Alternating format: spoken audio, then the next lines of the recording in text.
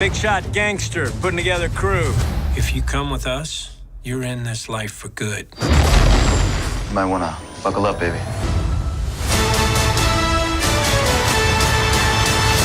Hey, how's it going? I am actually talking out of my office in the city. Yes, so I spent a whole week thinking about this, and I've probably wasted more time than I should have, but here is the spoiler version of Solo, a Star Wars story. Oh, I'm sticking to the routine. I got the cup. I'm sticking with my prop. As you know, if you haven't seen this movie, I recommend you check out my non-spoiler. I'll leave the link down below. I'm actually in my office in New York City. If you hear any honking or anything in the background, well, that's just because New York City drivers are terrible. Yes, I said that. I live in New York. I'm a driver, and I have to deal with this every day. The reason why I'm looking down too is for this spoiler version, I actually made notes on this movie. There's a lot to go over as far as plot points. You've seen the movie, so I don't have to go too far into the details, but I'm gonna try to lay out the best that I can about how I feel about the film, because it's kind of a mixed bag, really. I don't even know how to begin. So I have to start from the beginning of the film. And of course, as you know, the film starts off with Han and his girlfriend Kira. They're on their last score, and they try to escape and build a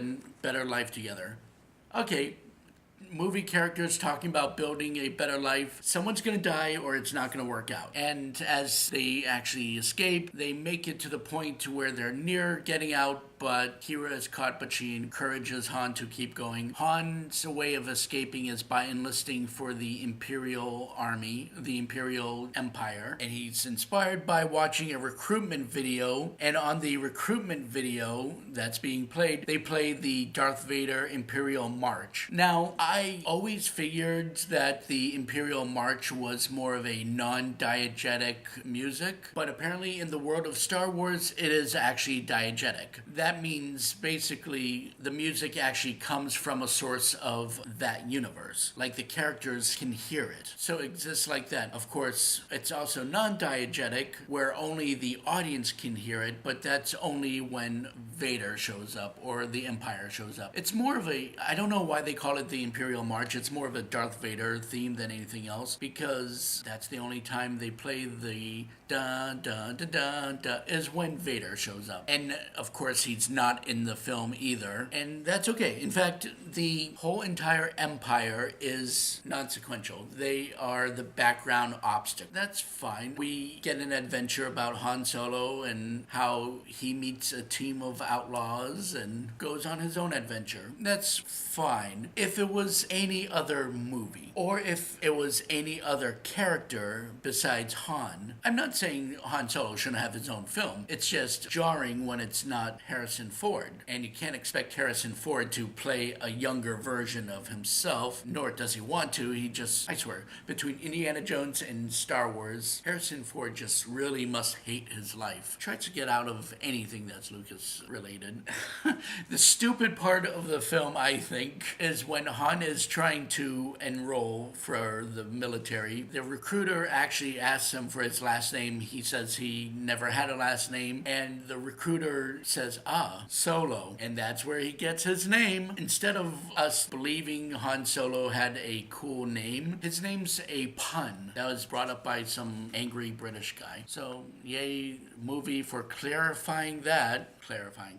In the battlefield years later, he actually meets Beckett and Val. Beckett, of course, is played by Woody Harrelson. Beckett and Val are actually disguised as soldiers, and with Beckett disguised as a leader, he gets Han Solo thrown into a prison cell with a dangerous Wookiee, and the Wookiee, of course, turns out to be Chewbacca. How does Chewbacca not tear Han apart? Well, of course, Han Solo knows how to speak Wookiee. The moment he does the yeah, that's when Chewbacca stops. It's their version of Martha. Another thing with the Star Wars films, I always thought Han Solo didn't really, in my mind anyways, I always figured Han Solo didn't really necessarily know what Chewbacca has been saying, but since they've been friends for a long time, he understands what Chewbacca's trying to say. But no, he actually knows exactly what Chewbacca's saying. Looking down at my notes again, once Chewie and Han Solo break out, they meet up with Beckett and Val again, and this time they join them and they go on a train heist, a space train heist. Okay, the train sequence looks cool, but I'm not really sure how they think they can function it, because the train moves like it's a roller coaster. I really feel like they built that just so it can be the next Disney ride. Give it a couple years. Disney will have in their parks the train heist, and people will be riding on the train and they'll tip and go back and forth. I realize I'm doing this while there's a poster right there, so yeah, the train would just be moving like this. Now, this is the part that amuses me. They're trying to heist the train because the Empire is moving some fuel. And in their attempt of trying to get the fuel, Val actually sacrifices her life just so they can get away. Except for they don't get away with the fuel, and she pretty much died in vain. Now, alright, in film, I understand when you want to sacrifice your life because you're going to save your friends or family, but it wasn't really so much of a question about her sacrificing herself to save the others. She was sacrificing herself so they can steal what they were going after, the fuel. And yeah, maybe in the long run you can argue that had they actually got the fuel, then the person they're working for wouldn't try to kill them. But I don't know, I just felt like it was needless. What else? Of course, with everyone but Val, having to go back and tell their employer, let me see if I can get this name right, their employer, Dryden Voss. Paul Bettany plays Dryden Voss. Dryden Voss is played by Paul Bettany. He's just a typical, I guess, underworld crime lord, scarred up face. That's pretty much his character. That's all. And he needs a fuel source. Not really fully sure what it would do for him, but that's what they were there for. They went back to explain to him their failure. Han bumps into Kira after years of being separated, and this time Kira seems standoffish, and now she works for Dryden Voss. And because of their failure, they try to atone for their mistake by going on another mission to steal the same type of fuel from somewhere else, and this time Kira's going with them. I have to say, there's not much chemistry going on with Kira and Han.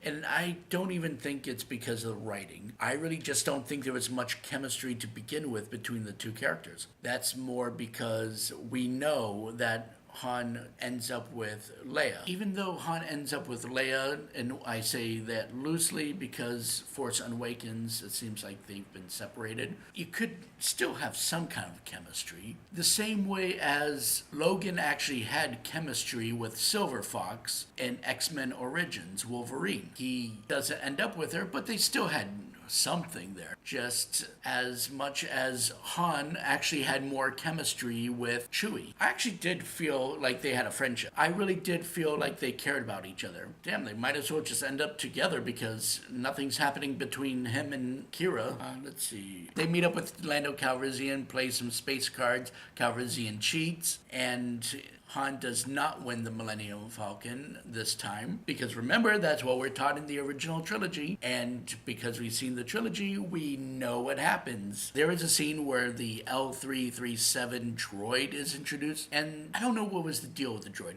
The droid is supposed to be this hard-ass female droid, and we're pretty sure she's in love with Lando Calrissian. I don't know, maybe he loves her too, but it's not physical. It was also kind of implied by the producers that Lando is pansexual, but I think that was just more of a reporter asking him if Lando is pansexual, and the producer was just like, sure, whatever. And it just kind of snowball effect from there. Anyways, the droid, in all her hard-assness, I really felt like she was just more of a caricature of what people think a feminist is. You see her picking a fight with someone who is played by Clint Howard. So you know it's a Ron Howard film if his little brother Clint shows up playing a character. Of course, it's Clint Howard, and his presence is always amusing, so it wasn't a bad thing having him in a film. It's just brief.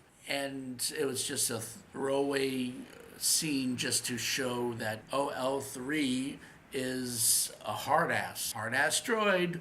Oh, and in the skirmish, when Chewie actually saves the Wookiees, because the Wookiees are actually been put on such an eradication from, I guess, episode 3, that the remaining Wookiees have been captured as slaves. There's one point where Chewbacca focuses on one particular Wookiee, and it's dressed as a she, and I have to rewatch this, but I think the female Wookiee is named Mala. And if you are a diehard Star Wars fan, you know there's a Mala Wookiee in the Star Wars Holiday Special, and Mala is Chewbacca's wife. So if that's the case, does the Star Wars Holiday Special exist in this universe? Is it canon? I hope not, but in some sick, twisted way, I kind of hope it is. Let's see, what else? Believed in the friendship between Han and Chewie.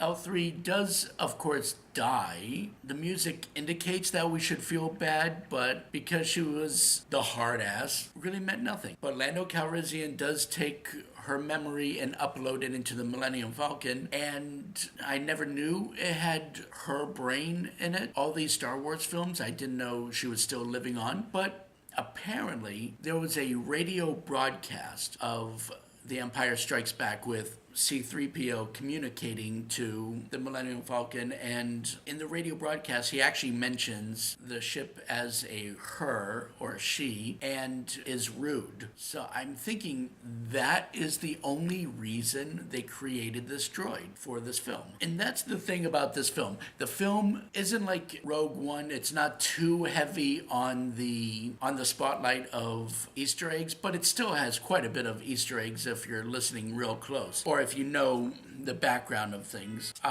Again, New York City, so I apologize for the horns being honked. The film wants to teach us that they learn how to hyperdrive because Han Solo figured out a way and, wanted to show us that he is a good pilot, just like Star Wars wanted to show us that Luke Skywalker's a good pilot, or Anakin is a good pilot. That seems to be a common theme. That's the other problem with the film, is it's not really a Han Solo origin story. We don't really see his upbringing. He's already grown at this point. It just shows him joining a team of outlaws and him meeting Chewbacca and Lando Calrissian while there's a plot going around him. So it's more of a miscellaneous adventure of Han Solo and how he learns a few things in between. Let's see. They meet up with the Marauders. The Marauders make it seem like throughout the film that they were the overshadowing bad guys, but they're really the good guys, and they would eventually be the first ones to start the rebellion. And one of the Marauders, the short one, the little person, is actually played by... My gosh, my brain just shut off. It's played by Warwick Davis. As you know, Warwick Davis was from Willow, and he played Wicket, the Ewok, in The Return of the Jedi. Again, he's fun to watch on screen, but they only give him one line, so it's just kind of like people doing him a favor, like friends being thrown into a project. And ultimately, when Han and Kira are brought back to Dryden Voss, they give him the fuel. It's revealed that Beckett is the traitor. I'm not surprised. Was anyone really surprised by that? Even the trailer itself had Beckett telling Han Solo to always expect to be betrayed. So, yeah, not a big deal. It's also was so weird to see Beckett leave, and then there was a fight in the office, but it wasn't too much of a big deal for me. I was fine with Han Solo fighting Dryden Voss in the office, because not every climatic battle needs to be huge. I mean, you save that for the Empire. We're just talking about like an underworld criminal. he's not really as big time of a villain as, of course, Darth Vader, right? So we don't need a huge final battle. And then afterwards, Han chases down Beckett and shoots him because, after all, Han shoots first. They wanted to get that into our heads. No, George Lucas didn't correct the mistakes. George Lucas did not make Greedo shoot first. It was Han. Ignore that stuff. And afterwards, what happens? Oh, we learn that Kira is actually a traitor as well, as she ends up escaping with diamonds, and lo and behold, it turns out she's in cahoots with, spoiler, hold on, Darth Maul. Darth Maul is back with metal legs, just like Star Wars Clone Wars and Star Wars Rebels. And they're playing off of that, like the fan service of him returning, but I don't feel he's set up for a sequel for Solo. They've been pushing for an Obi-Wan Kenobi Solo film too. So that would be the film where would bring back Darth Maul and have the revenge battle. And the funny thing is, Darth Maul is still played by Ray Park, like he was in 1999, but this time he's voiced by Sam Witwer, just like the cartoon show. And Sam also did the voice of Star Killer in the Force Unleashed video game. He's been around doing voices, and he's played human form of Doomsday in Smallville. It was so underwhelming to see Darth Maul. Darth Maul shows up as a hologram, and you see him doing his Force powers. You see him using the Force to get his lightsaber. And there was no reason to actually have him do that for a hologram. He didn't need to turn on the lightsaber. He's not using it. He's in no need to impress Kira. So it's just obviously a wink to the audience that, hey, he's still alive and he still has a lightsaber. And that's the only time in this movie you actually see the Force and you see the lightsaber. Otherwise, the film had little to do with the Empire. They were just more of a background issue to be dealt with later. And the Force and lightsaber was not a part of the film. And I'm okay with that. It's a huge universe. It's a huge galaxy. Not everyone's going to be knowledgeable about the Force. In fact, it was Han Solo that questioned Luke Skywalker about the Force anyways, not really getting the logic of that because there had been full Jedi temples built and stories of Jedi and also remnants of the Empire growing because the Jedi were wiped out, but yet people still treated the Jedi like it was some kind of mythology. It just doesn't make sense to me. Let's see, what else did I have written down in notes here?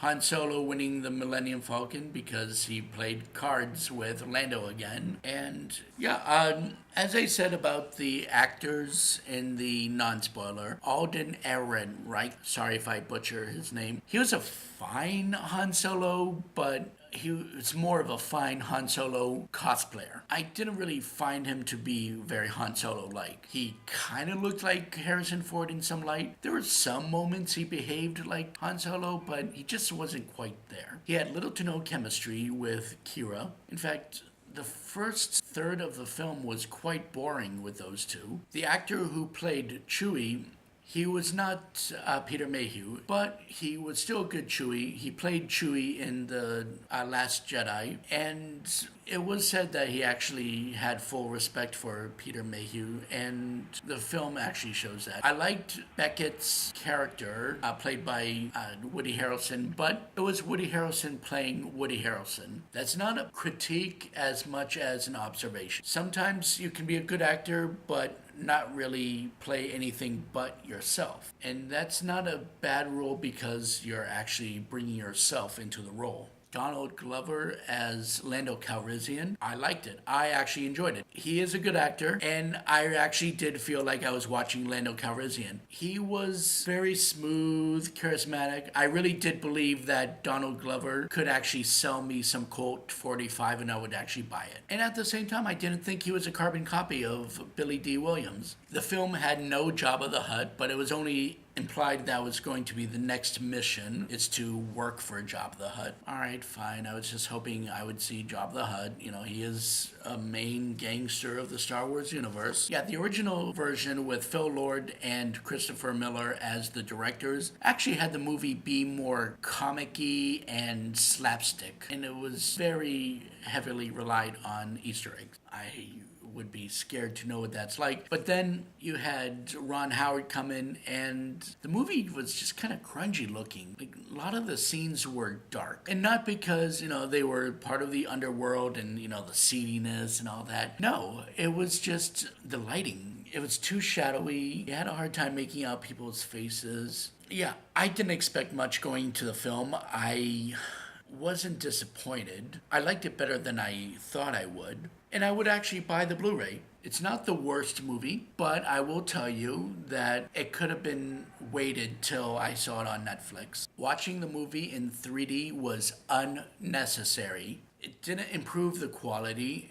There was nothing 3D worthy of it. It was just unnecessary. If it wasn't for the fact that it was the only available showing at the time, I would have stuck to the 2D. Yes, I'm a week late for reviewing this, and that's much of because I got busy with other things, but a lot of it was also because I needed some time to really assess this movie. It's just such a mixed bag of emotions, of none of it coming from the movie, but coming from my own thoughts of it. I can't put a grade on it. I can't put some kind of level on it. It's just there. It just exists. That's my only thought of it. But I will throw in a really random fun fact, or just close with an interesting thought here. Ron Howard, the director of this film, he started out as a young actor. Of course, we know him as Opie Taylor from The Andy Griffith Show. Ron Howard started out on American Graffiti, of course, and he co-starred with Harrison Ford. Here's where it gets funny. The movie is directed by George Lucas. So imagine decades later that Ron Howard would actually grow up to be a director, directing a George Lucas franchised film about a character that was originally played by Harrison Ford. It's just one big loop, isn't it? Hollywood is a small world. So thank you for listening to me, and have a good one.